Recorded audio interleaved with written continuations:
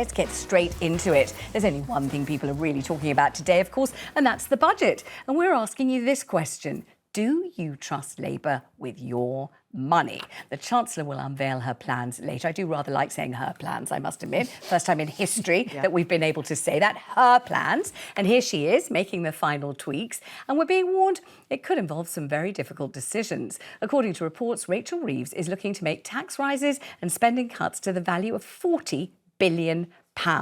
So let's have a look in my budget box here, and we'll have a look at some of the announcements that have already been leaked. She's been told off for leaking far too many, actually. Let's start with money, your money. You may say you haven't got any, but anyway, what's supposed to be your money? At the election, Labour promised not to increase taxes on working people. It said it would not raise VAT, income tax or national insurance, but they could tinker around the edges, including increasing employers' national insurance contributions, which is worrying for some business owners. And she could continue with the current freeze on the income tax thresholds, which means more workers might be dragged into higher tax brackets. Now, what about older people? I think this is just a portrait of me, a straight portrait, this one here. Look at that. I'm looking particularly ravishing. Older people. There are measures that could affect older people, including changes to pension tax and inheritance tax. And not forgetting, of course, the changes to the winter fuel allowance, which will now only be paid to those getting pension credit or other means-tested help. Now, what about housing? Housing's one of the areas that she could be spending money. We were promised a large boost in the amount of affordable housing, with around £500 million being earmarked to build social homes. And we're all very concerned about this one, schools and education. Looking at education, we know that the government's planning to impose VAT on private school fees from the 1st of January. And separately, they're expected to set aside £1.4 billion to rebuild our crumbling schools. Now, of course, the NHS will affect all of us. And in the NHS, it's expected that billions is being put aside to address waiting lists and increasing the number of hospital appointments. And we can't forget, of course, the defence budget. The defence budget's also expected to get a £3 billion boost. It'll be used to give soldiers a pay rise and to replenish our weapons stockpile. So here's our question this morning. Do you trust this government with your money? Are you anxious about what's to come in today's budget? Or do you think there might be some short-term pain, but in the long run, it's all going to be worth it? How do you feel about that? Do get in touch on the phones and let us know. Let's start with you, Ayesha. There is a feeling of trepidation among many people, the old, those who are not sure whether they're going to be classed as working people because they may have a very small amount of money saved up. So many people very concerned and nervous today. Do you feel apprehensive? I do, actually, and of course I'm a sort of, a Labour person. I understand that people feel nervous. I'm sure Rachel Reeves feels nervous because this is a really, really big moment for this new government. As you say, moment of history, first female Chancellor in 800 years ever. But it's a big moment for the country as well. And I think there is going to be some pain. I think there's no denying that. And the government have really briefed that out heavily. Some would argue too heavily. Who do you think is going to feel the pain? Who are you anticipating this is really going to hurt? Well, I think everybody is going to feel a bit of pain on this. But I think those who have slightly broader shoulders are probably going to feel it a bit more. I would argue that that's the right thing to do. Look, the last government lost the election really, really badly because people recognised that this country was in a real, real mess. So it is a truth that Labour has inherited a mess. I think this budget is going to be a real kind of a budget which is not easy, but it's a budget which is trying to fix Britain in the long term. It's not an easy short-term sticking plaster. It's not going to be a feel-good budget. So there is going to be some pain, but there is going to be some long-term things which I think is going to be right for the country. They're going to borrow more money. We know that already, to invest in long-term projects, infrastructure projects. We know there's going to be more money going to the NHS and things like capital spend for schools and things like that. More money for low-paid people. We're going to talk about that later. So I hope that this is the right thing to do now in order for down the track things to get better. However, my anxiety is Labour's got to deliver for people. Your listeners and your viewers at home are going to think, well, I might be prepared to tolerate this, but if I don't start seeing results quite soon, then it will be a different story. I mean, Carole, you know, the word austerity, I think lots of people watching will be thinking, where was the budget? I can't even remember the one that was meant to be easier and give us some bonuses and make us feel great about ourselves. There's been one hard budget after another for years now, hasn't there? Yes, I don't necessarily agree with Ayesha that the country's in a mess. You know, we are the fastest growing economy in the G7 currently, and that's not thanks to Labour, that's thanks to the Tories. But do I trust him with my money? Not in a million years. You know, the dishonesty of this man and the hypocrisy of this man is dizzying, in the sense that everything he said he wouldn't do before the budget, before the election, everything he said he would do, he's backtracked on all of that. He said, you know, he was going to protect the vulnerable. He's not going to do that. He said he wouldn't raise national insurance. He's going to do that. He slated the Tory for years about the amount that they spent, the taxes we had. He has now said we're going to have taxes here, for high taxes for many years to come under a Labour government. I'm terrified. I think we have people in government now who have, you know, Reeves and Storm have been ever bigging up their business credentials before they got into power. They have none, and this is the problem. And there's no one in cabinet who has any business sense. Let's ask Wendy and Kent, because it really matters. Do you feel, Wendy, confident of this budget? Do you feel confident about your income, or how are you feeling this morning, Wendy? Morning. Yeah, good morning, everybody. No, I'm absolutely dreading it. I think they've really, really let us down. I think putting up the bus fares was the wrong idea. And to be honest with you, and you've showed the footage on this show a lot when he first won, going through the crowd with Change Now Begins. Yes. They've done exactly the same as they made so many promises. Yeah. And I actually didn't vote for them, but you know, I think they really, really, really let people down. I'm absolutely dreading it this morning. All right, tell me something, Wendy. So you've been very specific. You don't like the lifting of the cap on bus fares, going to go from £2 to £3. You don't like that. What else are you most concerned about? What do you think is going to affect you the most that really worries you? Well, I'm just about, you know, they couldn't say about working people. My daughter's got her own business, and I'm worried about how that's going to affect her, because she's worked really hard to build her business up, and she's actually a really fair employee, a small employer, you know, she's got a small business. Yes. But still works very, very hard, and I'm concerned about that's going to impact on her and how potentially she wasn't classed as a working person. My daughter's worked extremely hard to get where she is. She's done it all properly, and she's shafted, as far as I'm concerned, by the people who saw it, saying yes, she has a decent life, but she's worked damn hard to get that decent life. And the thing is, like, I watched on Sunday 8 times she was asked by is it Laura Kunis, and you know, you'll find out on Sunday. It's just the usual political nonsense. And quite frankly, can I just ask, do you mind telling me what kind of a business, so we can sort of picture your daughter and picture what she's done to create this business all on her own through years of hard graft? She's got a florist. She's got 2 now. Yeah. And I mean, she was focused from when she was 20, and she is very, very hard. And according to Labour, as far as I'm aware, because they wouldn't answer, she's not a working person. Well, it's just, you know, I think they've let people down, and I'll be truthful, he can enjoy the sunshine while he can, because I don't think they'll get back in again, and I just think they've let us down. I'm absolutely dreading it this morning. All right, Carole, so that's proper fear, really. Wendy's absolutely right. Yeah. She's talking about small businesses. He is going to use her words, he's going to shaft small businesses. You know, all Labour, this Labour Party knows how to do is mollycoddle the 20% of people who work in the public sector, and the money-making private sector can go to hell as far as he's concerned.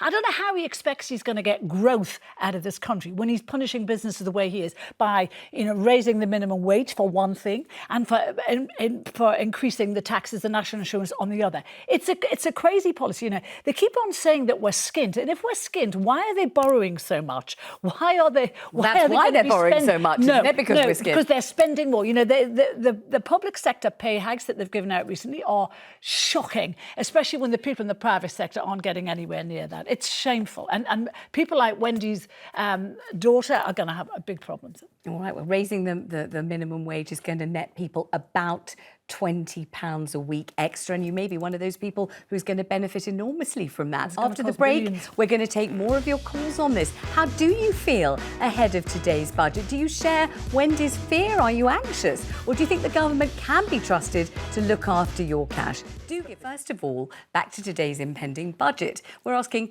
do you trust Labour with your money? The number 0207 862 2222, and we'd absolutely love to hear from you. Apparently, the Chancellor's promising great investment and to create wealth and opportunity for everybody. Do you believe that will happen for you? Let's talk to Anne on the line in Hertfordshire. Hello, Anne. Morning. How are you feeling about the budget today? Hello, good morning, Vanessa. Hi. I'm dreading it. I'm 67. I'm a pensioner, and I've lost my heating allowance. I'm disabled. I've lost all my heating allowance. I'm going to lose a lot more, and I think the government are just not listening to us. Then please bring back Boris. Oh my goodness! Tell me Bring though, him Anne. back, because I think he did a fantastic job. You know, when he was in power, we had money in our pockets.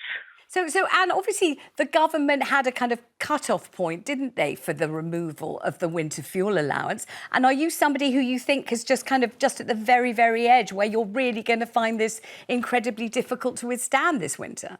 Yeah, I've got really bad arthritis. Yeah. I'm in a wheelchair, so I needed my heating allowance to keep me warm.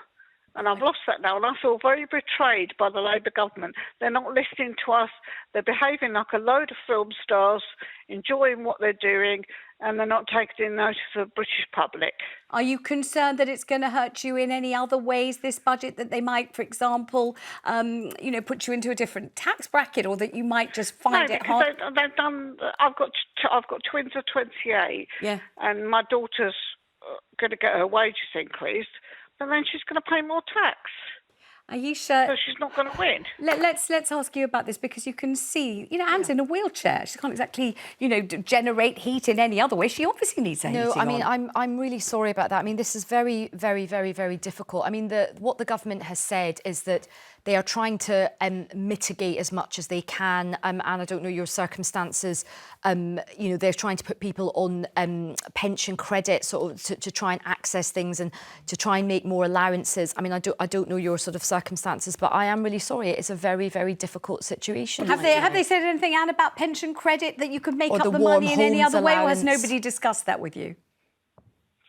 I can't get pension credit because my husband earns £2 too much. £2. I mean, see, this is the real shocker in all this. This Labour government comes in, first time in 14 years. The whole point of the Labour Party is to look after society's most vulnerable people and its elderly. And people like Anne, people in a wheelchair with arthritis, have lost this heating allowance. It's shocking beyond belief. And the judgment of that from this Labour Party, I don't understand it. It tells me they're not living in the real world. They're not living in the world of the people who vote for them, and they don't understand those people. Anne, thank you very much indeed for the call. It's a hell of a call, isn't it? And also when she says her husband earns £2 too much, a woman in a wheelchair, I mean, it's absolutely the opposite of what you might have hoped that this would be achieving. Look, it's really, I mean, my heart goes out, and, I think this is something that people are very, very, very upset around. I mean, the government has now put in a lot of extra mitigating factors. I mean, I don't know if Anne's still watching. I don't know if it's worth speaking to Citizens Advice Bureau or to speak to your local council, because I know that they are making extra resources available to make sure that the most vulnerable pensioners do get some help. Can I ask, on a personal level, obviously you're a baroness now, Keir Starmer made you a dame, you're in the House of Lords. Are you able to go in there and say, for example, I was on Channel 5 on the Jeremy Vine show this morning, and we had a lady call in a wheelchair who's lost her winter fuel allowance. Her husband earns £2 too much for her to be eligible for pension credit. Are you able to just go in and say that, or is that not the way it works? Yeah, I mean, I have said that. I mean, I find these appearances really, really useful, because having that, and of course I have my own radio show as well, and people message me how they feel. But to be honest, a lot of Labour MPs are getting this anyway, because when they're in their constituencies, when they're out and about, and many of them, of course, live in there, they're getting stopped in the supermarket. People are coming into their advice surgeries. Not surprised. So let's take a call from Stephen. Let me talk to this? Stephen, because he's in Liverpool. I want to get as many calls in as we can this morning, obviously. Stephen, hello. Thanks for ringing. How are you feeling about the budget? Oh, thank you very much. Yes, I'm feeling a bit nervous about it, but only in the respect that there's a lot to deal with because the Tories, I know Carole mentioned a lot living in the real world, but after a few months, give them a chance because the Tories haven't lived in the real world for 14 years. Boris was spending money stupidly. Brexit, false promises. Just remember all of the catastrophes. Labour inherited a nightmare. NHS doctors. I was a teacher under the Labour government, and then it went to Tories, and then I got out of teaching very quickly when I realised what they were doing to the budgets and what they were doing to schools. They were ripping apart the infrastructure, hence the mess that we're in now. We don't have to talk about the NHS, the doctors, the councils. What about the councils? These kids on the streets have not got the resources that they had as a direct result. And every council in the UK will tell you this, as a direct result of the cuts that the Tories put on them. Give Sir Keir Starmer a chance. Okay, Stephen, he's not winning. He's not winning Mr. Popularity. How can you say give him a chance? They've had 14 years to prepare for government, and now he's in there. One of the first things he does is take a heating allowance away from pensioners. He lied to us in the lead up to the election of the things he was. You're saying give him a chance? He has lied through his teeth to the British people, and then is backtracking now on promises that he made. It's shocking. He said he wouldn't put taxes up, and he's doing exactly that. So we're giving him a chance, but his first 100 days have been catastrophic, the most catastrophic of any incoming Prime Minister. His popularity rating now is minus 32%, no, 36%. He's below what Rishi Starmer ever was. So it's not a case of giving him a chance. Every step he's made has been a wrong one. The fact that him and lots of his people are taking freebies Let me ask crazy. Stephen something though. Stephen, you're a teacher. You're a teacher. Are you anticipating or looking for or hoping for an injection of cash which you think will be transformative for schools and for pupils? Do you think that might happen today? Yes, I do. I do think that's going to happen, but I don't think it's going to be a quick fix. Yeah. And Carole just mentioned 14 years. They've had 14 years to plan. Absolute nonsense. She knows that when they get a new government, they don't see the whole facts until they get the books, and then they look at them and say, let's plan right now. They knew exactly. I'm going to move on. The calls are flooding in, and I want to hear from Sarah. Sarah's on the line in Surrey. Hello, Sarah. Thanks for ringing. What's your view about the budget today? How are you feeling about it? Good morning. I'm not speaking for my own personal circumstances. Yes. I'm speaking for pensioners, basically, who either don't want to voice their opinions or don't know how to voice their opinions. Right. I know, and I work with a lot of pensioners. Mm-hmm. And the phrase that is coming out definitely since they stopped the heating allowance was, I'm scared, I'm worried, I don't know what to do. As we come up, we've ramped up to the budget. Mm-hmm. The phrase that concerns me more than anything that I'm hearing a lot is, what's the point? I've worked hard all my life to get a little bit behind me. I'm being penalised for that. Mm-hmm. I'm worried about leaving my house to my children.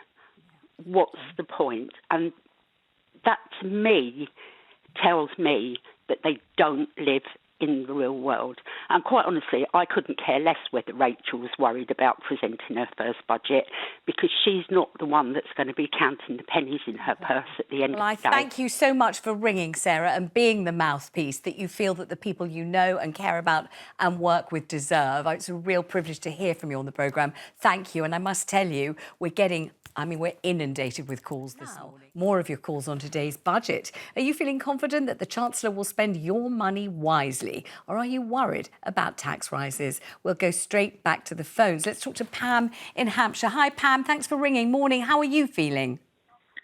Hello, good morning to you.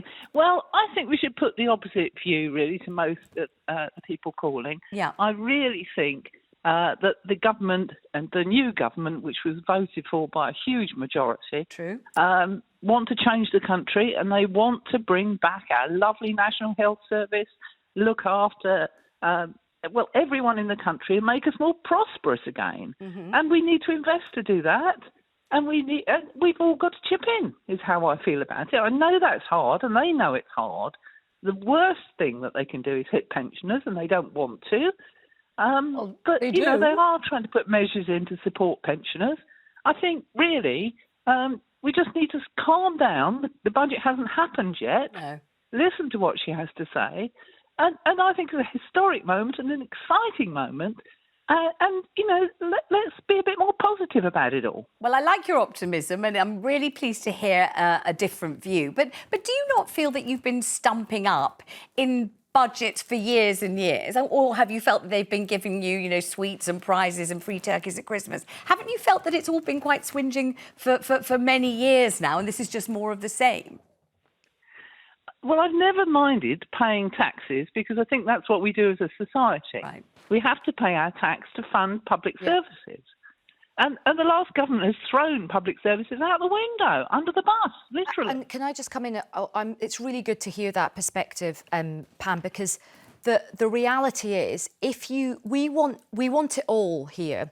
We want kind of Scandinavian-style public services, and one of the biggest things that drove that historic defeat for the Conservatives down to one of their smallest numbers in Parliament in recent history, just 121 members of Parliament, was because of the state of public services, particularly the NHS.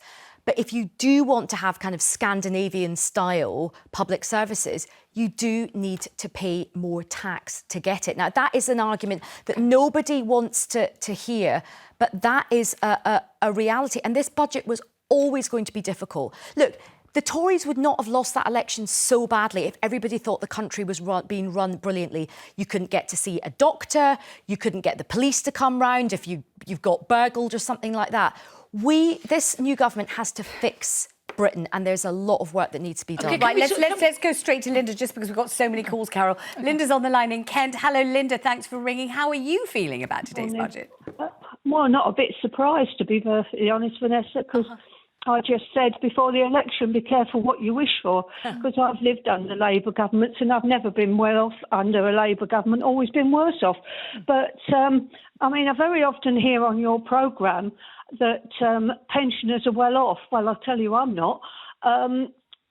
They're always saying we get nearly £1,000 a month. I get just over 600 because I've been told I didn't work long enough. Well, I worked from when I was 15 till I was 64. But, and yesterday, and because my husband gets a second pension, I don't get a second pension, but because he does, I can't get anything. Yesterday, I paid £105 for a filling. Now, you tell me that's fair. I can't claim benefits on my own behalf because of my husband, bless him. So, and talking about public services, I had to sell my mother's house to pay for her care. And at the end of it, I was left with £8,000 from a house that was worth, I don't know, 180. Linda, our caller just... My life's been marvellous, I'm not complaining. I've got a good life, and I'm quite healthy, thank God. Good. But don't tell me that I'm a rich pensioner. When all I get is just over £600 a month. Linda's right. This narrative is around that if you happen to own a house and you're a pensioner, that makes you rich. No, it doesn't. It makes you asset rich. You can't spend the money. And you're hoping to sell that house or give it to your kids before you die, or they get it after you die. But even that's going to be taken off them. And Ayesha was talking about the NHS and saying it needs fixing. Yes, it absolutely does. And West Streeting said before the election that it needed root and branch reform to change it. There's no plans for that. What there is plans for, and the government have already said that they're going to plough billions in this budget, and it's not going to make any difference. The NHS is still going to be in a mess. So how are they going to be different to the Tories? The whole point, we're talking about Scandinavian-style care. All of those countries charge people for care. They're not free at the point of use system. Yes, but they're not tax, and they're still not free at the point of use. They pay more tax. Our NHS is sacrosanct. The idea of charging people is so abhorrent to so many of us that nobody will even contemplate it. Let's go to Pete. Pete's on the line in Lincolnshire. Good morning, Pete. Hope you're well. How are you feeling about the budget today? Well. I can't trust a government that one of their front benchers can't run their own household accounts. Why should I trust them to run my country's accounts? Exactly. And when you do something that the government tell you to do, then later on in life, sort of thing, they take that money back. But if you don't do what the government tell you to do, they pay you for it. I can't understand that. Yeah. Tell me something. What are you most concerned about in this budget? What are you dreading or worrying about most? Well, it makes no difference, because if you put up cigarettes, as far as they were concerned, that'll stop people smoking. It didn't. If you put up fuel, it'll stop people driving. It won't. If you put up taxes, it'll stop people doing this. It won't. They'll still go to work. Fuel will go to work, and then they've got to pay out. So the person who's working, they're going to lose all. They want you to work, but then because it's costing too much, you say, I'm not going to work. So then they've got to pay you out. And somebody goes, I'm better off now. So what's the point? Yeah, I am wondering the whole time about the point at which you're disincentivised from working. You know, there's Ayesha, taxes going up. You've explained why and how they have to if you want good public services. But there must come a point at which people think, as our caller Sarah said earlier, what's the point? What is the point? That should be the phrase. Okay, because people like Pete and the other ladies who they're all of an age and they've all worked hard all of their lives, and they're now thinking, what is the point? Let's go to Carole Morgan. Hello, Carole. Morning to you. What do you think? Good morning. Are you talking to me? Yes, I am. Yes, hello. Good morning. Good morning, Tara. What I'm saying is that, somebody said Keir Starmer was ruthless, but actually he's not. He's a coward. The reason that he's picking on the pensioners is we can't strike. How can we strike? How can we suddenly say, well, I'm not going to be old anymore and I'm not going to be poor? We can't do it. We have no power. And we're not likely to do a march on government buildings as well, are we? So I believe that is the reason he's picking on the pensioners. What would be really ideal, although I want the best for the country I live in. Let me get that. And I can afford my fuel bill. I'm fortunate. Carole, I'm afraid I have to stop you there, but your idea of striking pensioners is an interesting one. Thank you so much for all your calls on this.